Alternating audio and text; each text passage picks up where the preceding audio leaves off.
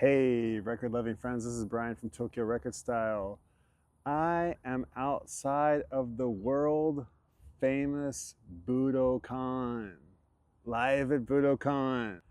And I thought I would broadcast my next video from someplace interesting. It just popped into my head as I was traversing Tokyo. And what I wanted to do today was to tell you about a little project outside of Tokyo Record Style world. It's a project that I run in tandem with Tokyo Record Style. It's called Top 5 Records. And it is a DJ event and talk show that pays tribute to the Nick Hornby novel and cult classic film by the same name, High Fidelity, where the protagonists, Rob, Barry, and Dick, count down their top 5 records on various themes. Top 5 side 1 track 1s, top 5 records for a Monday morning, top 5 songs about death, Alora's Dad tribute. And so during the pandemic, my music pals Michael Warren and Tatsuo Fukutomi, aka Bemsha, got online because we couldn't meet in person, and we tried to find a way to celebrate our shared passion for music and music loving. And so we devised this plan to communicate online and talk about our top 5 records on various themes. We had autobiographical records, we had top 5 live records, we had top 5 fly on the wall records that we would have liked to have been a fly on the wall during their making. And we made an entire 10 episode season of these online gatherings where we would just put together a list, and not just a list, but an actual slideshow with 10 slides per presentation. One slide would show the front of an album or a front of the record and the back side of the record, and we would give kind of an academic presentation about our top 5 lists. We would spend all week long curating our lists and putting together a little presentation to elevate our musical knowledge and appreciation. So when the pandemic wound down, we were able to meet in person, and our online event became an in real life event, and it also became a DJ and talk show event. We found an incredible venue in Shimokitazawa called Talking Gorilla.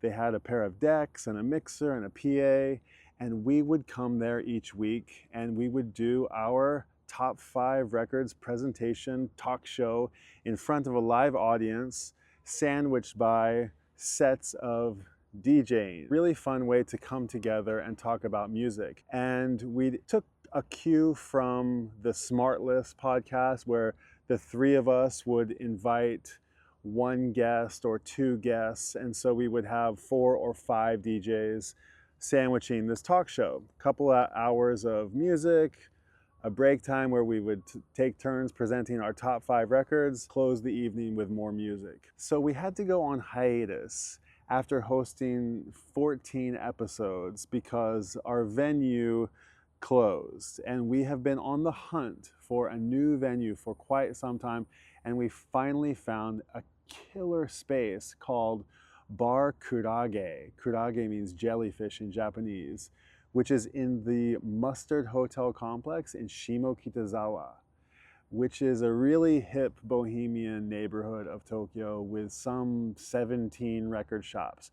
And what's really unique about Bar Kurage and the Mustard Hotel in which it is that each of the hotel rooms has a record player in the hotel room. And the lobby has a little library of records that you can check out and take to your room, or you can go out and shop at any of the record stores. And the idea is that you can enjoy these records in your room, whether it be visiting from overseas or perhaps on a staycation date.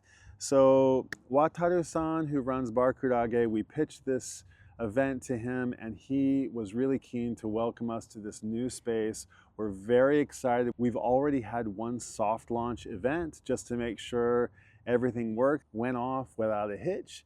And so now we are officially going to have Top 5 Records Volume 15 1 week from today on July 6th from 4 p.m. to 9 p.m., 8, 9, however long we go. We're gonna start spinning records at 4 p.m.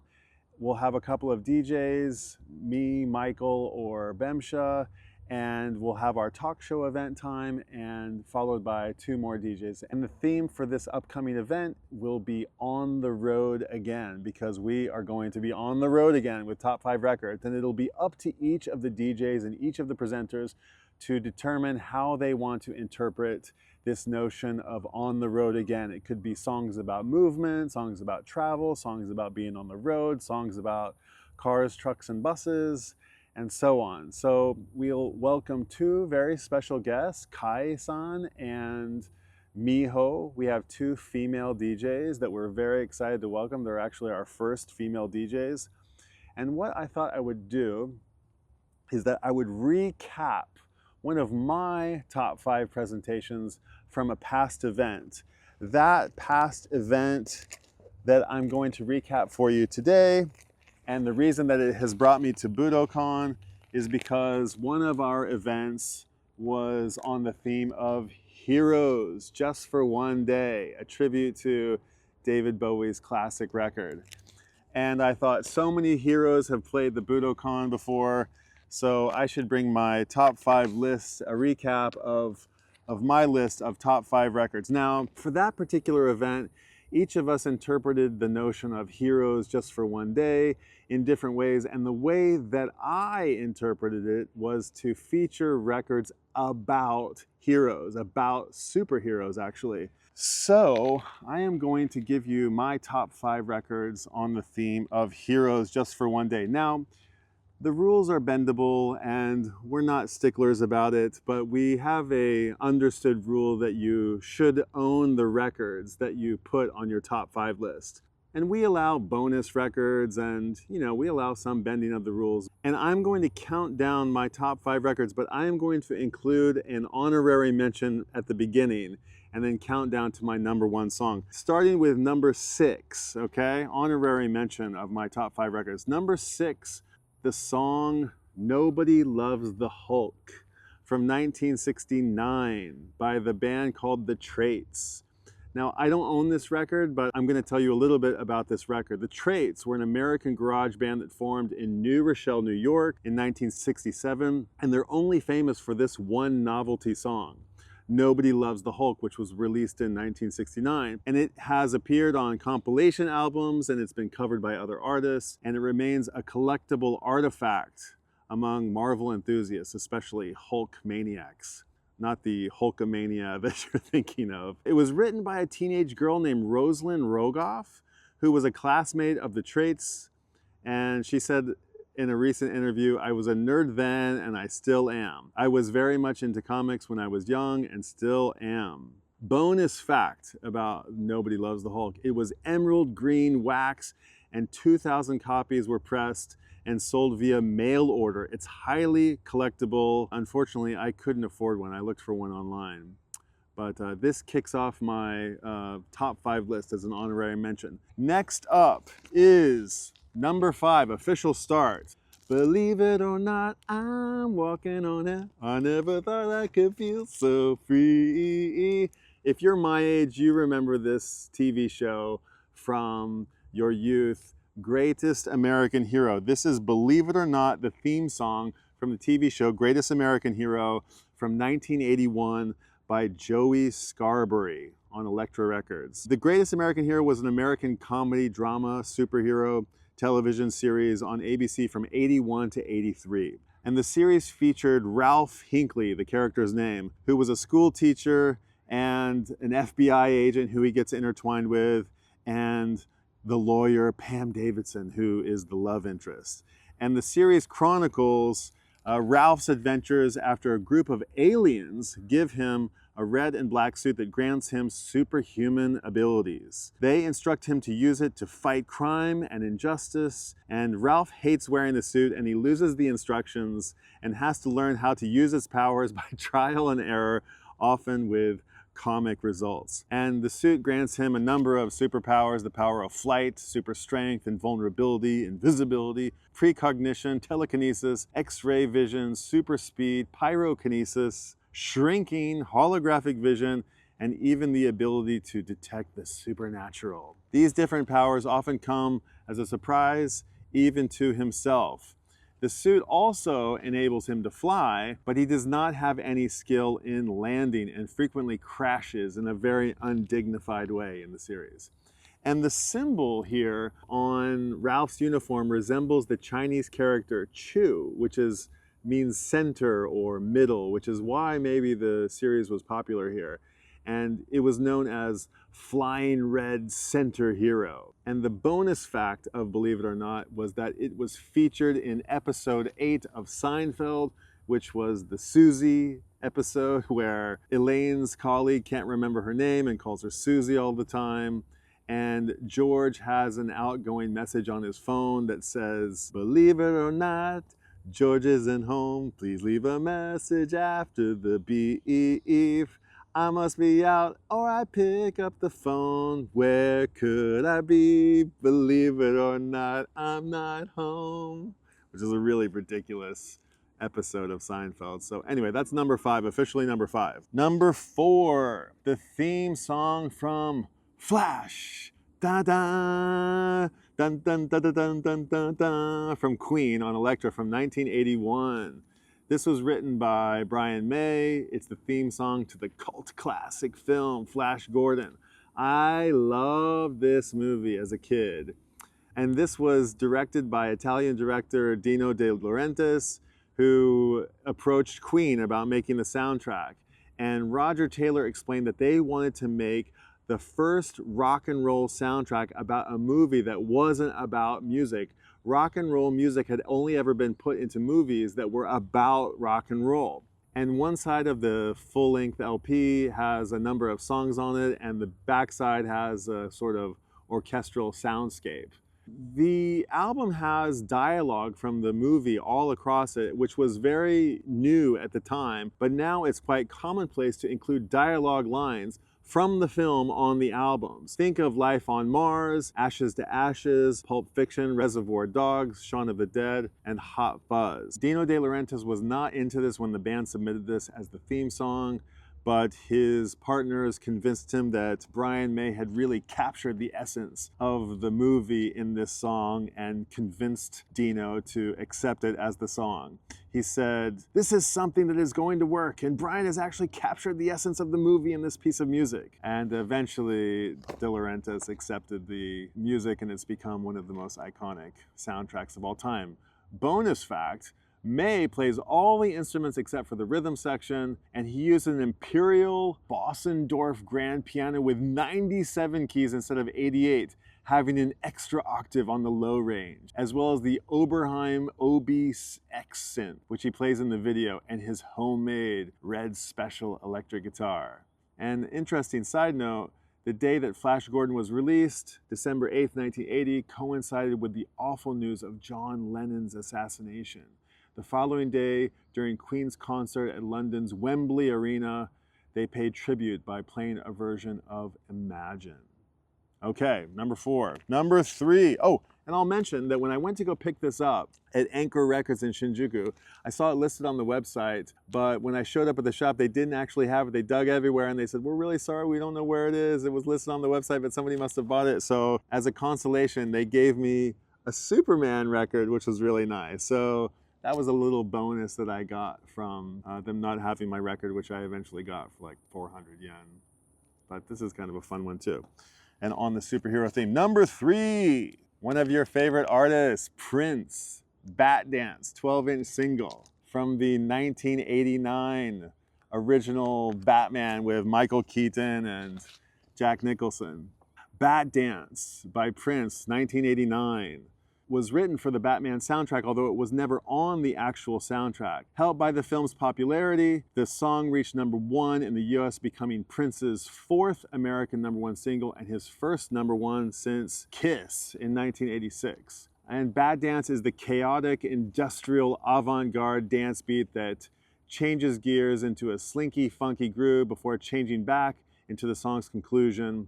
The track is an amalgam of many musical ideas of Prince's at the time. Elements from at least 7 different songs, some unreleased, were incorporated into Bat Dance. The song also had dialogue in it, and it was peppered with samples, marking Prince's first foray into sampling. And like I said, Bat Dance was never actually used in the movie, and Prince never actually offered it up. It served as a companion piece for the film and was essentially a promotional vehicle for Batman. And the song's accompanying music video featured dancers costumed as multiple Batmen, Jokers, and Vicky Vale. Prince appeared as a costume character in face paint known as Gemini, with one side of his face representing the Joker and the other Batman. Bonus fact, Matt Larson, Paisley Park studio crew chief, said, "What we had heard is that Jack Nicholson had a Corvette at the time and pulled into the soundstage, and he loved Prince's music, so he was playing it." Prince also mentioned that the first song he ever learned to play was the theme song to the jokey 1960s Batman show. Okay, number 3. Bat Dance from Prince, the purple one. Okay, getting down to number 2. Number 2, I've got dun da da dun, Waiting for Superman, off the Flaming Lips 1999 masterpiece, Soft Bulletin. 1999 was 6 years after their hit She Don't Use Jelly, off of transmissions from the satellite Heart, and the Flaming Lips were on the ropes. The band members had problems with drugs and car accidents and divorces, and Wayne's father had died after a long battle with cancer, and it plunged Coin into a deep depression. In the midst of successive tragedies, the Flaming Lips entered middle age. They'd been on the road for 16 years with only one hit single and little or no money to show for it. But then in 1999, the Soft Bulletin came out to universal acclaim, marking their genesis of the mature sound of the Flaming Lips. They abandoned the acid punk of their earlier records in favor of melodic space pop. They spent long hours in the studio producing layer upon layer of instrumental tracks, synthetic strings, booming percussions, and vocal harmonies. Coin's lyrics won high praise for their newfound philosophical depth and sincerity. His heartfelt ruminations on the disappointments of middle age, the inevitability of death, and hope for the future were to become hallmarks of the fresh Flaming Lips sound. Waiting for Superman is a prime example of Coin's lyrical focus and off-kilter Neil Young-esque style, singing about fears of inadequacy and paralysis. The song's central symbol is the absence of a real-world Superman to shoulder and carry the weight of life. The piece is at once sorrowful and optimistic. On one hand, the narrator admits that there is no net to guard against man's fall, yet suggests simultaneously that we all, those waiting for Superman, might find strength and resilience in one another's arms. That salvation may live in love and understanding. It is this faith in the human spirit that continues to define Coin as a lyricist and the Lips as a band. Bonus fact, the Soft Bulletin has been called the pet sounds of the 90s. Okay, ladies and gentlemen, that's number 2 on the countdown of the top 5 records, heroes just for one day. We're at number 1. Number 1 with a bang.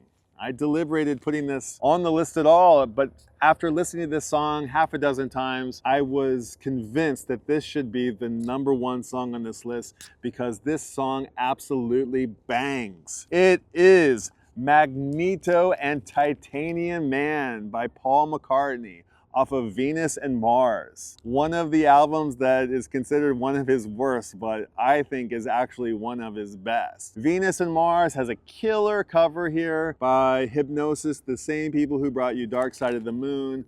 A really killer record from, I want to say 75, yes, 1975. Magneto and Titanium Man, 1975 by Wings, Wings, off of Capitol Records. Magneto and Titanium Man by Paul McCartney and Wings, that was released on their 1975 album Venus and Mars. The song was written by McCartney and features him on lead vocals as well as playing bass guitar. The song is notable for its catchy chorus, upbeat melodies, and playful lyrics. The song tells the story of 3 characters, Magneto, Titanium Man, and Crimson Dynamo. These characters are villains from the Marvel comic universe, with Magneto being a mutant with magnetic powers, Titanium Man being a villain with superhuman strength and a suit of titanium armor, and Crimson Dynamo being a Soviet-era superhero. The lyrics of the song portray these characters in a humorous light as McCartney sings about their exploits and the trouble they cause. McCartney has always been a fan of comics and superheroes. He especially chose to write about Marvel comic villains because they were the lesser-known superheroes, and he wanted to give them some time in the spotlight. Additionally, McCartney has always been drawn to characters that are somewhat unusual and quirky, and the villains he chose to write about certainly fit that bill. McCartney has written several other songs about superheroes, including the song Live and Let Die, which was the theme song for the James Bond film of the same name. Additionally, McCartney has written songs about Wonder Woman and Superman, both of whom are iconic DC comic superheroes. Magneto and Titanium Man is a fun and playful song that showcases McCartney's love of comics and superheroes.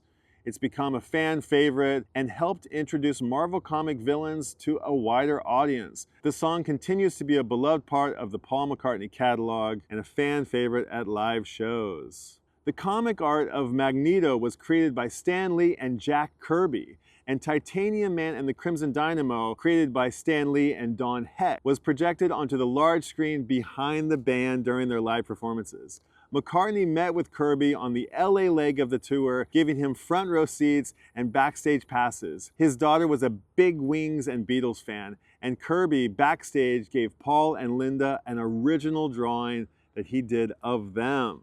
Bonus fact, when asked his opinion of the song decades after its release, Stan Lee, who co-created the three characters, said he thought it was terrific. Okay, so those are my top 5 records on the theme Heroes Just for One Day. That is a top 5 list countdown about heroes from a place where many of my heroes, maybe your heroes, have played, the Budokan in Tokyo, Japan. So that gives you a taste of what we're going to be up to next week, July 6th at Bar Kurage in the Mustard Hotel in the Reload shopping complex, which is where the old Odakyu train line used to be. They've put the train line underground, and atop it they've built a really new and cool shopping complex called Reload, in which the Mustard Hotel and Bar Kurage sits. So you are all invited to come be a part of Top 5 Records. Come listen to our DJ event and talk show, and raise your hand to present at a future event. We will be doing more events there in the future, and I'm really excited about this new space. It's really perfect for us. It's going to start at 4 in the afternoon. It's an afternoon event. I'm really not too keen on having like a super late night event, so it's perfect for us middle-aged people who want to get home early, get back to the fam. So thanks for letting me share that top 5 list, and thanks for making it all the way to the end of this video. If you enjoyed it, please give me a like and a subscribe and a share, and let me know what your top 5 records might be on the theme of Heroes Just for One Day. Get thinking about what your top 5 records might be for On the Road Again, which is what I'm going to be doing all week long. You can also check out Tokyo Record Style on Instagram at tokyorecordstyle, and you can check out my website at tokyo.record.style. It has all of our past top 5 record events and all of our countdowns, so it's a great place to go check out the top 5 records archive. So until next time, I will say goodbye, bid you farewell. Come to Japan, come see a show at the Budokan, come record shopping with me. Your money probably goes a long way in Japan right now. The yen is really weak, and so you're most welcome to come be a part of the Tokyo record style community. Okay, until next time, see you at the record store. Bye.